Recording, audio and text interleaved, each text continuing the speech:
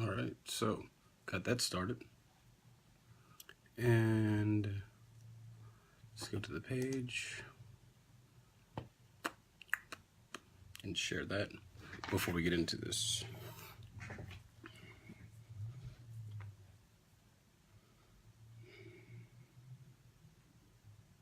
Suck at this. All right, let's see. Today I'm doing a lesson on Thoth the Atlantean. It's very important for us to understand who this guy is. He's actually a key to a lot of the text. So, videos.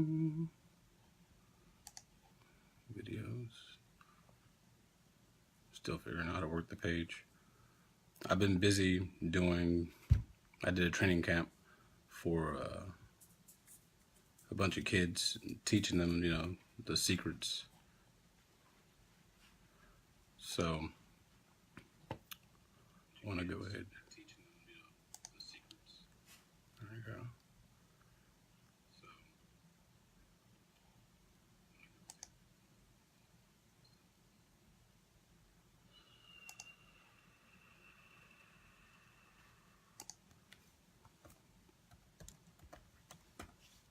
All right.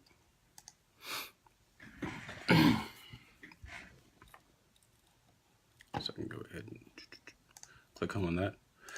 So, Thoth, Hermes. This guy has a lot of names. He is a many-faced god in some way. And he goes back through multiple spiritual disciplines. He is the master of mysteries, god of wisdom,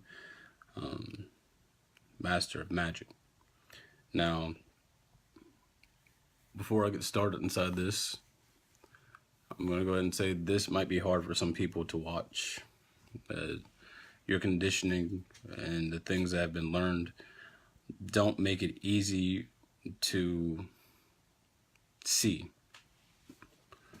But still, I'm going to go through everything and try to show you who this person is and the locations that he's mentioned and what he says himself.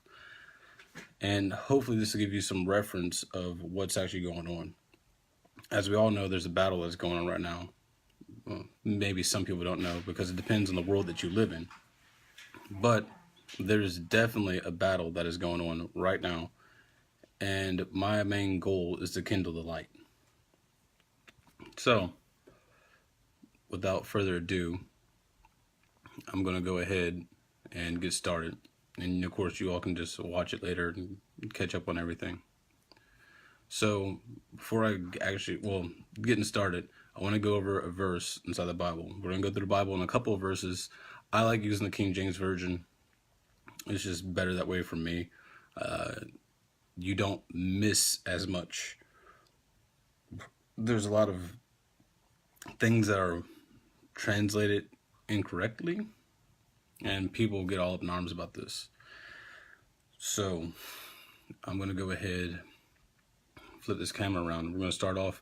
We're going to Psalms 78, verse 2. And it reads, I go to the King James Version. So it says, I will open my mouth in a parable. I will utter dark sayings of old. As you look at the New International Translation, it says, I will open my mouth in a parable. I will utter hidden things from old. So a dark saying. A dark saying is actually like how we say, let's go shoot the bull. We don't really mean we're going to go shoot the bull. We're talking about we're going to go, talk some whatever inconsequential stuff. We have a lot of ways that we say these things and that we actually go through everything.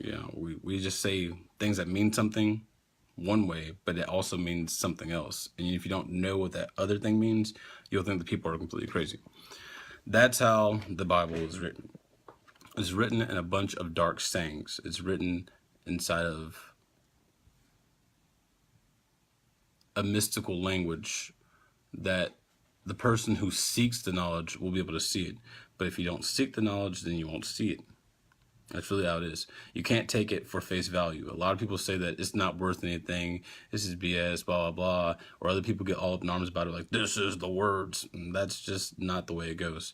You have to have a certain amount of openness for it and to be able to see what's all going on inside of it. So I'm going to play a YouTube video about Thoth and all the different things, and I'm going to make sure to bring up key points and notes. It's only like 6 minutes long for this video, and then we're going to start going ahead and getting into the letter J and that all-powerful name, Jesus. Since it's not actually the guy's name, but it's an encoding, and it's meant to be deciphered and mystical. It kind of traces you back to where the lessons come from. And this is the knowledge of Egypt. If you pay attention inside of the Old Testament, a lot of the people are trained in the knowledge of Egypt. The knowledge of Egypt is extremely important because it's also the knowledge of Atlantis. A lot of the religions actually go together. People fight over it. Like, I don't even understand. Judaism, Christianity, Islam, they all follow the same God, the Abrahamic God.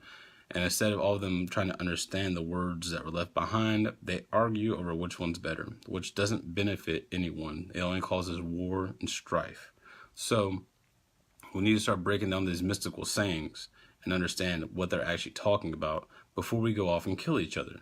And as you can see, since people aren't following the internal path, we have a bunch of things going on over in Europe right now, and that's just not good for us. So this video is on YouTube. It is the many-faced god of ancient Egypt, Thoth, thrice great. I'm gonna go ahead and turn it around, and let me turn up the volume real quick so that everyone can hear it whenever you watch it, and I hope you enjoy this lesson.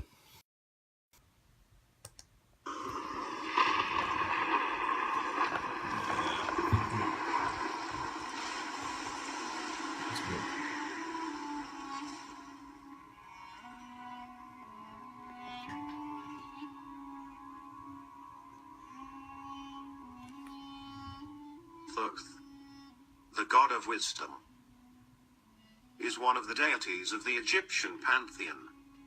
In art, he was often depicted as a man with the head of an ibis or a baboon, animals sacred to him. His feminine counterpart was Seshat, and his wife was Mat. Thoth's chief temple was located in the city of Khemenu, later called Hermopolis Magna during the Greco-Roman era, in reference to him through the Greeks' interpretation that he was the same as their god Hermes. Khemenu was partially destroyed in 1826 CE. In that city, he led the Ogdoad pantheon of 8 principal deities. That's very important. Pay attention to the names of the cities and pay attention to his names. Hermes. He led the Ogdoad. And he was a part of Khemenu is also named Hermopolis. So these two places inside Egypt, Khemenu and Hermopolis, are the same place. And Thoth is the lord of Khemenu, but he's also known as Hermes too. So this actually ties into it and where the names come from in the encoding. Also had numerous shrines within the cities of Abydos, Hazard, Urit, Parab, Rekhui, September, Hat, Selkit, Talmsis, and Jumutet, Bar, Amenheriab, and Tarkens. Thoth played many vital and prominent roles in Egyptian mythology, such as maintaining the universe and being one of the 2 deities. The other being Mat, who stood on either side of Ra's boat. In the later history of ancient Egypt, Thoth became heavily associated with the arbitration of godly disputes, the arts of magic, the system of writing, the development of science, and the judgment of the dead. The Egyptian pronunciation of T is not fully known, but may be reconstructed as Dihorti. This reconstruction is based on the ancient Greek borrowing Thoth and the fact that the name was transliterated into Sahidic Coptic variously as Toot, Thoth, Toot, Thought, as well as Bohairic Coptic Toot. The god is sometimes found under the name Jehuti. However, the Greek form Thoth is more common. According to Theodor Hopfner, Thoth's Egyptian name written as T originated from DHW, claims to be the oldest known name for the ibis, normally written as HBJ. The addition of back further. T denotes that he possessed the attributes of the ibis. Hence, Thoth's name would mean he who is like the ibis. According to this interpretation, other forms of the name T, using older transcriptions include Jehuti, Jehuti, Tuti, Tehuti, Zehuti, Teku, or Techu. Multiple titles for Thoth, similar to the pharaonic titulary, are also known, including A. Sheps, Lord of Khemenu, Asen, Kenti, Mehab, and Un. Many names, many faces.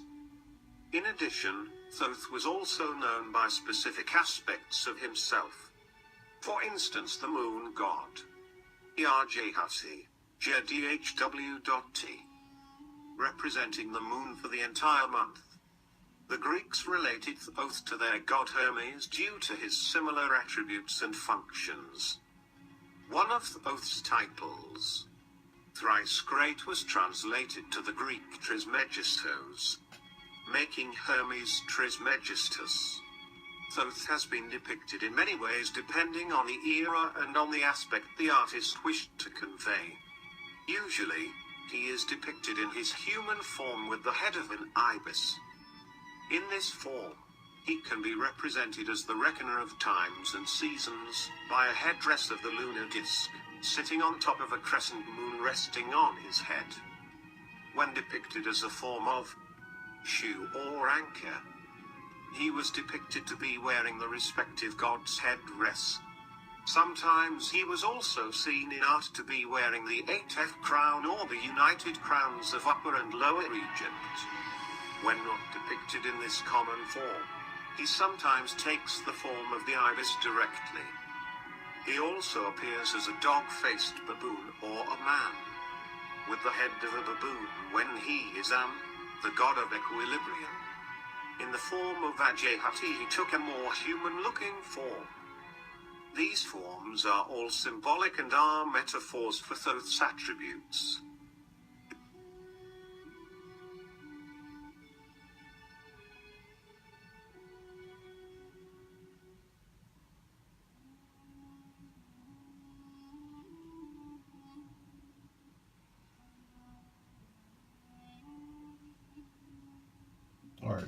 Many names, many faces. I'm just getting warmed up. If Thoth can be many in the Egyptian culture, the same could be said for the Greeks. If you are part of the ancient mystery community, you will know how far-reaching this is. And above all, how right ancient mystery has been. Share, like, subscribe. Alright, so as you can see, Thoth has many names and many titles. Why is this important, and how does it relate to spirituality?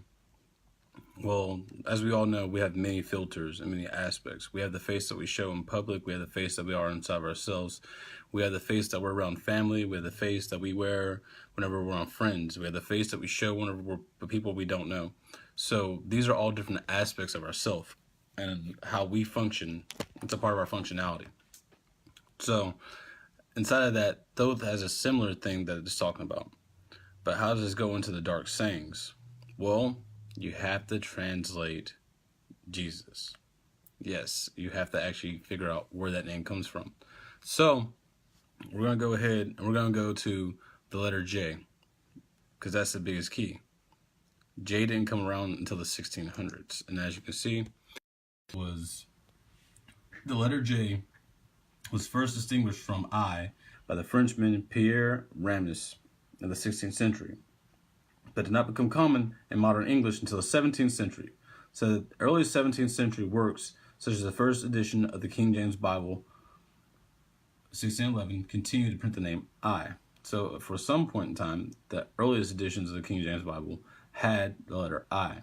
So what does Jesus actually stand for? Where does it come from? Well, inside Greek, his name was Ioesus pretty much. And so I did this Google search on it, and it's 888, the name Jesus, 888, the number of Jesus. I'm leaving this here so you can go and investigate it deeper if you want to and look at it even more. But we go here, the number of Jesus is 888. Using the Greek iconic cipher numeral system scientifically proves this. In this system, each Greek letter of the alphabet is assigned a numerical value. The name of Jesus is in Greek and is spelled blah blah. As you go through it, you can see him totaling up the values. It's 888. The values of each iota, everything like that. So Jesus' name comes down to 888. Now, if you remember, inside the video before, it said that he's the Lord of Khemenu. 888 is mystically linking to the sun. That's what it links to. But it also links back to the city in Egypt known as Hermopolis or Khemenu. And as you can see, Khemenu, the Egyptian language name of the city, means 8 town after the Ogdod, or the group of 8 primordial deities whose cult was situated there. The name of the Coptic Khemenu, from which the modern name Al-Ashimunin, Arabic, is derived. So right there, you have 888 going from Jesus, going to Hermopolis. Thoth is the Lord of Hermopolis. He is Hermes. He is the one that's over it. He's also known as Enoch. He's written inside all of our books. Now, we're going to go even deeper, and we're going to go start looking at the Bible. Well, we'll look at the Emerald Tablets of Thoth. There's 2 accounts that we have to look at. You have to look at the first account inside the history of Thoth the Atlantean. If it pulls up, okay, that's good enough. And he talks about his own life and where he has been. But you have to look at when he says he's going to Egypt. The key thing is whenever the Atlantis sinks and he goes to Egypt, he does an act. And that act is actually in the Bible. Thoth is often depicted so that you can see where's his image. This right here, that little image that's going on right there, that's an inkhorn. That's what he's depicted with because he's a scribe. He's always writing things down. So the inkhorn right there is how you know that Thoth is around. That's one of his symbols. We're going to go ahead and we're going to get into that in like 2 seconds. But I want to go back to the Atlantean thing. Now for a time I descend into him. Alright, we're not looking for that. And all of his words are actually being verified by science. Gerald Clark does a wonderful job inside of his book, Mercury Rising, because Thoth's another name is Mercury. And he also translates languages that Thoth was talking about and the different sciences and how our actual science now is catching up to it. So if you want the link, I'll leave it inside of the... I'll leave a link to the main thing. There's hours and hours of information on there for you to see it. But let's see. In obedience to the law.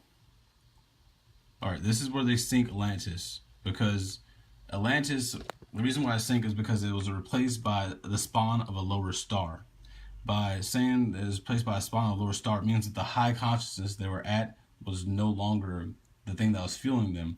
Another group had come in and had co-opted them and had actually taken over with the merchant system and made greed and made money and everything like that. And instead of doing that, everything fell.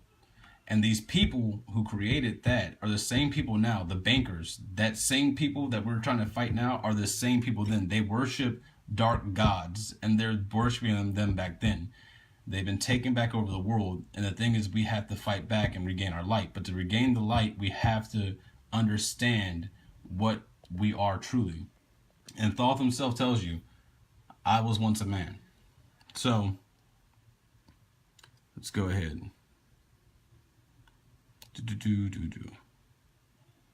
Fast we fled toward the sun of the morning, until beneath us lay the land of the children of Khem. Raging they came with cudgels and spears, lifted in anger, seeking to slay and utterly destroy the sons of Atlantis. This right here is an account that you have to go ahead and mirror. That is mirrored in Ezekiel. The book of Ezekiel, if you actually read through it, it's crazy. It's absolutely crazy. And he sits up here and it's like, and I looked, and behold, a whirlwind came out of the north, a great cloud, a fire enfolding itself, and a brightness was about it. And out of the midst thereof, the color of amber, and out of the midst of the fire. Also out of the midst thereof came the likeness of 4 living creatures, and this was their appearance. They had the likeness of a man, and every one had 4 faces, and every one had 4 wings. These people are also mentioned inside the book of Revelations. But that's one thing. This whole thing is about the person that came down, the guy that's actually talking to them. The person that talks to Ezekiel is Thoth. And the key way that you know that is Ezekiel 9. Ezekiel 9, verse 2. And behold, 6 men came from the way of the higher gate, which lieth toward the north, and every man a slaughter weapon in his hand. And one man among them was clothed in linen, with a writer's inkhorn by his side. And they went in, and stood beside the brazen altar. And the glory of God of Israel was gone up from the cherub whereupon he was. In the threshold of the house he was called to the man clothed with linen, and he had the writer's inkhorn by his side. This is whenever the actual a higher being that is tapped into the system that you can say was actually closer to God was there, and he was actually telling them, hey, it's time for you to go through there and slaughter all the people inside the city. He said, let's see. And the Lord said unto him, go through the midst of the city, through the midst of Jerusalem, and set a mark upon the foreheads of the men that sigh and cry for all the abominations that be done in the midst thereof. So he's talking about all the people who are cry for everything that's going wrong, the way that we're like, oh, this is bad, blah, blah. They would have a mark on their head so that they would know that those people were good inside their heart. They were just misguided. And then everyone else they killed. Like, they massacred everyone. But pretty much right here, Ezekiel 9, verse 2 and 3, the writer's inkhorn by his side is directly reflecting back to this image right here, Thoth. Thoth is known as the many faces. He is one of the guys that knows so much. It's kind of a shame, really. Don't take the time to sit down and research it. Jesus had the teachings of Egypt, and his name is Ioesus inside the Greek. And from the Greek, it goes to Khemenu, which is the Lord. The Lord of Khemenu is Thoth.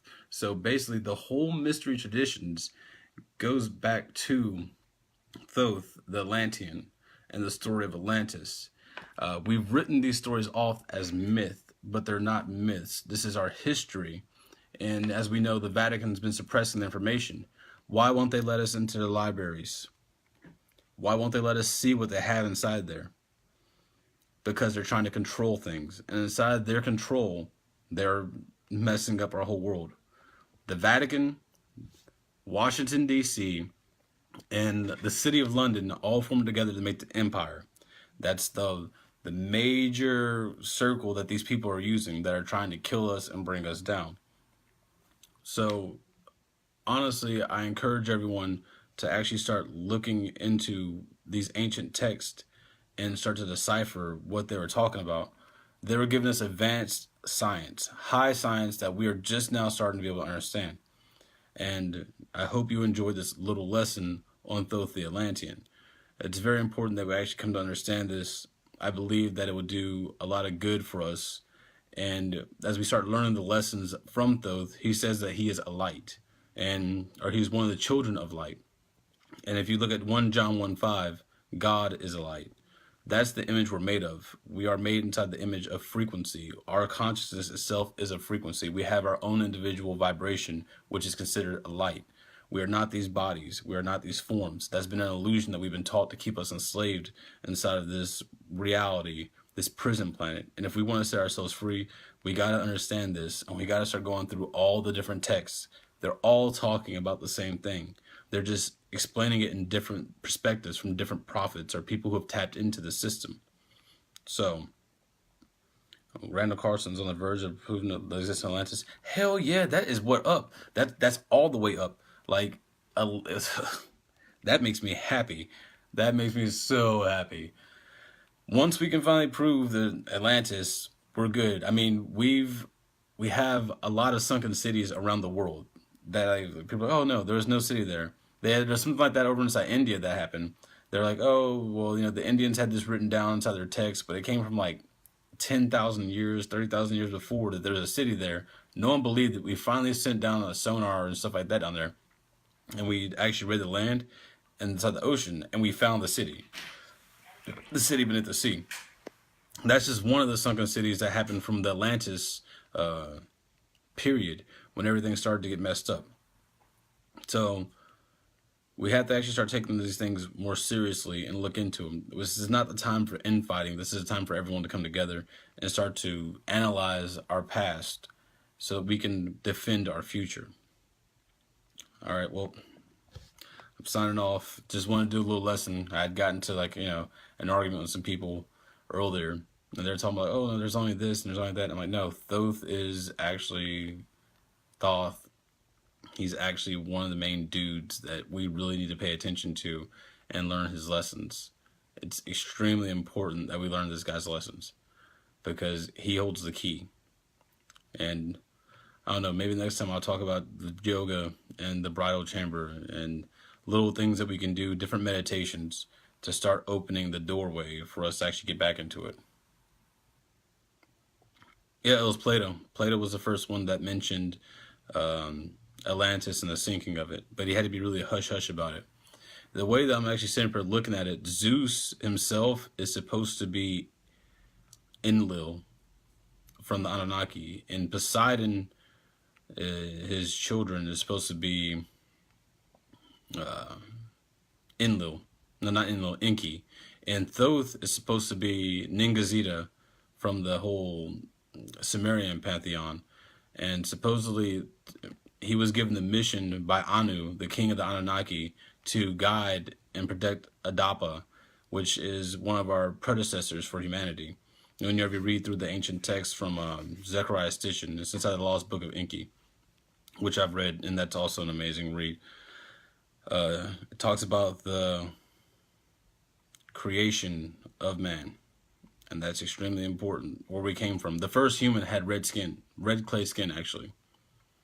And we started to evolve from there. We separated, and let's see what else. There's Enki's a hoe, and he likes to have sex. So he was having sex with the humans, and they don't really consider them anything. So he made a male and a female. I would have to look at it. I haven't seen his review on the Bible for Jordan Peterson, but I would definitely listen to it first, and I can go ahead and do a video over it later and talk about it, because it's going to be very interesting. He has this hardline attitude kind of thing, and he's like, oh, men need to be men, but I'd definitely be interested to see what he says about the Bible, so I can sit there and be like, I mean, the word Bible itself stands for the basic instructions before leaving Earth. It's actually an acronym, and most people don't know that. There's like the Bible. And you got to think, if there's basic instructions, that must mean there's more advanced things. I mean, context clues dictate these types of things. And a lot of this stuff that whenever you go read through the Bible, you have to use your context clues. You have to use common sense in a way. And you also have to know physics, science, biology. You have to be well versed inside many things in order to understand what it's saying. If you go into it with just the basic understanding of I'm going to go save this and Jesus is going to save me, that dude says physician and heal yourself. He was talking to us that we are the ones that have the power. He came here to show us how great we are. And of course, I want to cover that more and really start to weave everything together and bring all the text together where everyone can see how they're saying the same thing, so we can stop arguing over it and we can start actually building a better future. It's been a little bitty thing, 30-minute video, not that long. I didn't want to make it that long. I wanted to make sure that, everybody was able to see things, or at least get the basic understanding of who Thoth is. I hope you enjoyed it, and I'll catch you all later.